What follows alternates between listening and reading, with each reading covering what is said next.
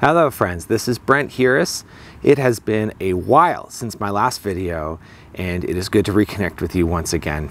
The title of this video is what I learned at the Matt Kahn retreat about intuition. And that's what I'm going to talk about.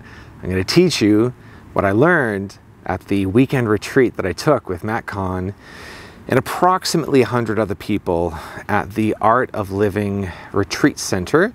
That's the name, the Art of Living Retreat Center, just outside of Boone, North Carolina. I will say right off the top, it was an incredible weekend. It was a very unusual experience, a very dreamlike experience where, looking back on it now, I'm back in my home here in Canada. I've been back for about 5 or so days now, maybe a week. No, 5 days. And just remembering it as I look back on it, it just has this dreamlike quality of like, oh my goodness, you know, like it's very different than it is here. And yet part of the purpose is to go there to a facility such as that one, to a retreat center, and to have an experience such as that one and be able to ground what the learning and growth and evolution and developments into my life so I can transform it. And so it is my hope also that I can share it with you here so that you can also use this information and insight to change your life as well, which you should be able to do. The wisdom that Matt Kahn channeled to us, it felt very familiar. It was very native and natural, the way he delivered it, the information itself, the healing and the upgrades themselves. In that, it feels like, you know, as if I've been this way my whole life. There's a certain common sense element about everything that he shared, like very practical, earthy, common sense, like just, you know, like a whack over the head, some of it, like, oh yeah, of course. And yet very, at the same time, paradoxically, very mysterious, very esoteric, very out there, very fantastical at the same time, just sort of weaved together. I will say also that the entire weekend itself contained a lot of paradox. A lot of paradox where it's like, oh my God, how can these two polarities fit in the same room together? And somehow they did. And he would speak, and I think all of us felt the same way because we were able to hang out, the different retreat attendees. We were able to meet and talk and make friends and so forth and kind of discuss our experience of it. And we would all discuss having moments of clarity where we'd be like, I get it. Oh, sparkling revelation insight. And I lost it again. I'm there again. And he would later describe that's part and parcel of it, where, you know, the insight comes in and out just as it makes its way into your mind, as it makes its way into your subconscious mind, as it makes its way into your personhood and into the soul level. So that's all good. That's fine. The subject was intuition, and going into it, I had a handful of things that I wanted to learn, and chief among them was how to be a mystic, how to be a person who can operate primarily via the intuition.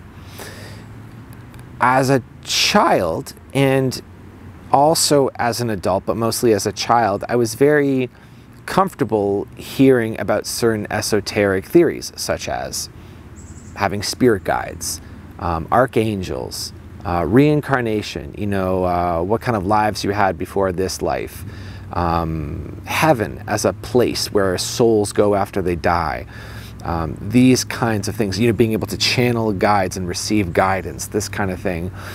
It was always very comfortable and familiar to me. I always felt completely natural with it. In my personal life, even to this day, I do tons and tons of channeling where I will journal and channel my guides' answers to certain questions, or just like hold open space for anything that they like to share. And the information that comes through as a result of my channeling comes very clearly from beyond my own personal mind and ego. There's fresh new creative insight that comes, and all of that's been good. And so Matt Kahn has been this way as well, but to a much deeper degree. And something that's always impressed me about him is his ability and willingness to lead his life via the intuition, to move intuitively on a moment-by-moment basis. Something that he said, there's a lot of little gems that he just kind of throws off that, you know, just like, oh yeah, by the way this, oh yeah, by the way that, like in a sort of, we could almost say a flippant manner. That may not be the right word, like a very, oh, by the way kind of manner, where he said that he barely even remembers anything except when a memory occurs to him in that moment. So for example, he would sometimes struggle to know how old he is and to remember certain facts, but then when he's speaking or offering a lesson, then a memory would come, like as an example to use in the thing that he's going to say, but otherwise he doesn't have this big bank of memory to draw upon whenever he wants. And in a similar way, he doesn't seem to have some sort of massive plan. Like he'll have, say, certain premonitions or ideas about what he may do or how the future will unfold, but there's no sense of like having a 5-year plan with him or a 10-year plan, like first I'm going to do this and then do that.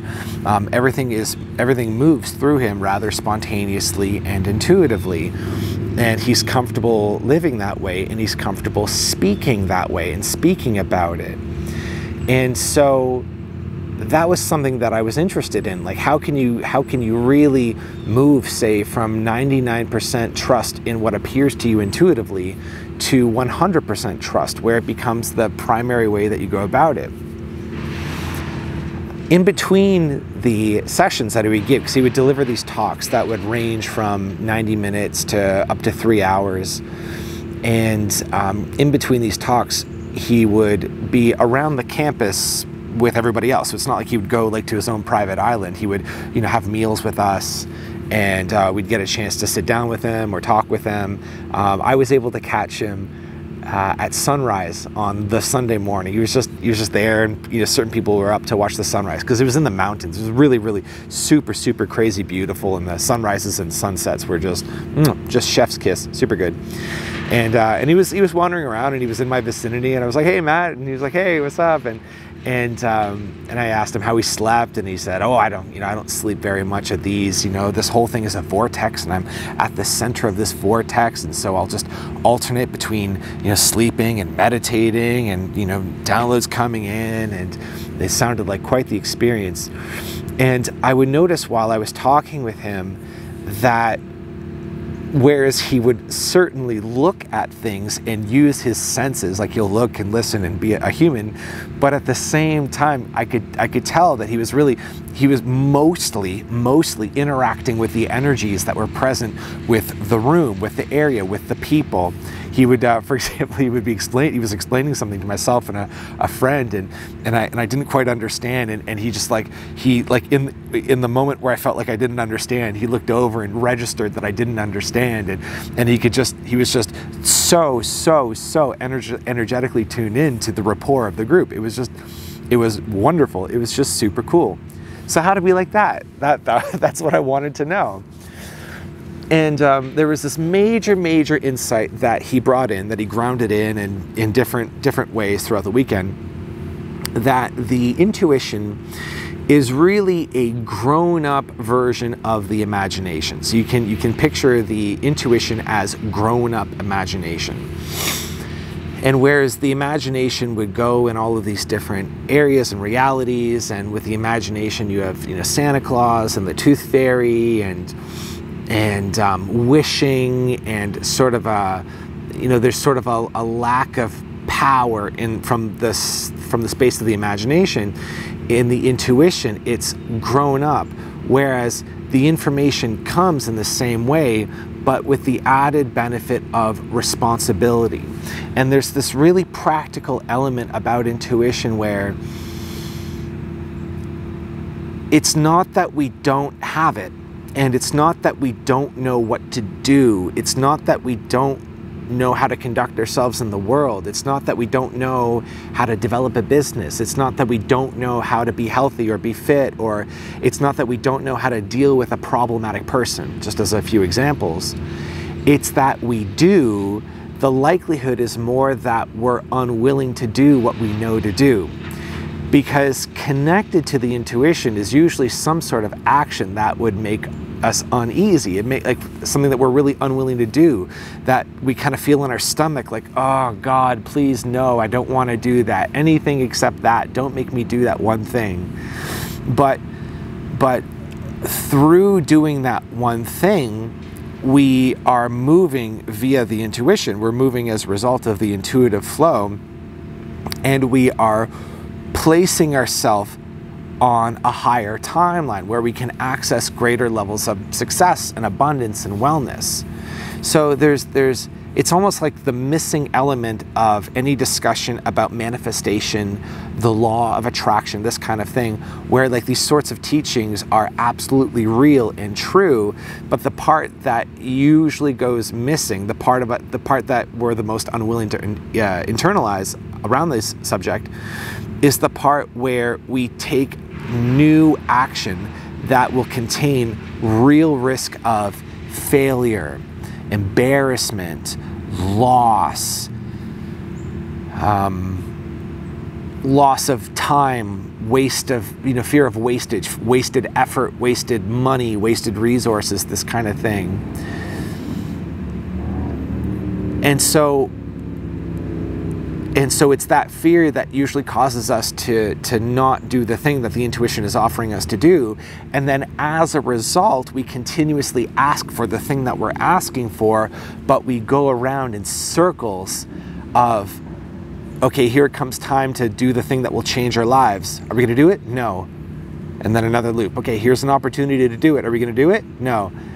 And then as we go through those loops of not doing the thing that the intuition is offering for us to do, our reality as it is gets more and more constricted and older, like an old sweater or a pair of shoes that just don't fit us anymore, that we get to a certain breaking point where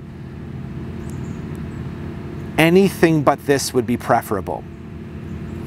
Because the thing is that when it comes time to act on what the intuition is suggesting, as I mentioned earlier, there's all this fear that's associated with it.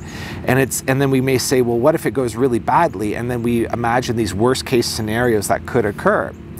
And we think, well, I don't know if I'm ready for that. But then the reality that we're in prior to making that jump, making that leap, gets worse and worse and worse. And it becomes clearer and clearer that it's not going to get better, like the trajectory is clear, it's only going to get worse, that we make up our minds like even the worst case scenario that would come as a result of making the intuitive leap would be preferable. Does that make sense? It's a long sentence, but it makes sense, right? That eventually at a certain point it gets a little bit ridiculous. Anything besides this, anything will be better, anything will be preferable. And then we make the leap, and then almost always it's never nearly as bad as we think it's going to be. Any of the pain or discomfort that we suffer is short-lived, and then we get on to the next thing, and then we move into this new expanded awareness, and then that's just the process of growth. So it's interesting, because you can imagine the growth of a human being, the maturation of a human being in terms of, there's one axis, which is time passing. Like as time passes, we get older, we're in our 20s, then we're in our 30s, and our 40s, and our 50s, and then we die, and that's how a human being moves through life. But then there's this whole other axis, we could call it maybe the vertical axis, where it's like, okay, every time you act on what the intuition is saying to you that it's time for you to do, then you move into a more expanded reality. And then every time you do, almost always you look back, especially a little bit further into the future, you always look back and say, why didn't I do this sooner? Like, I can't believe I didn't do this sooner. This is amazing in this new expanded place. So that's the practical grounded element of intuition. It's grown-up imagination. So like in our imagination, we see ourselves as successful and wealthy, and we're traveling all the time, and all of our desires are met, and there's this aspect about the imagination that's true. It's absolutely true. Like everything that we've seen in our most personal, worlds in terms of what we feel our potential could be, all of that's available. But but there's a part where we need to participate with it, where when the intuition says it's time to do something that's new, and clearly it's going to be new, because none of the stuff that we've already been doing is going to deliver us into this new realm that we're getting into, right? Like you can't solve a problem with the same thinking that the problem got created with, you know, this kind of thing. Then the maturity of stepping forward despite the survival mechanism screaming at you otherwise, this is the way to actualize that potential. This is the way to make the imagination become real in our lives.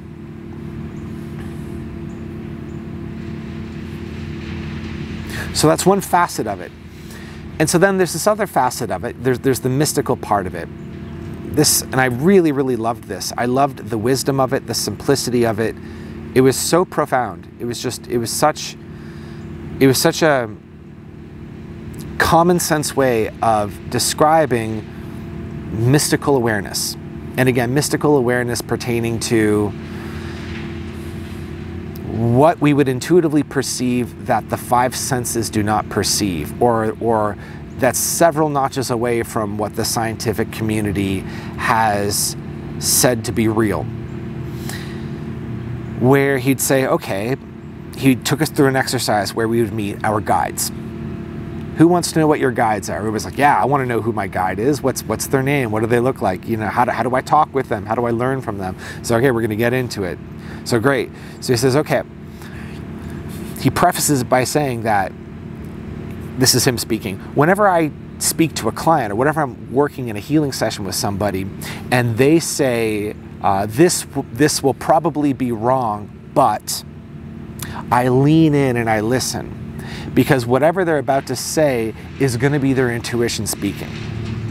We have been trained societally and culturally, and this is so important, that which is our intuition is just our imagination. As if that which the imagination is wrong or invalid.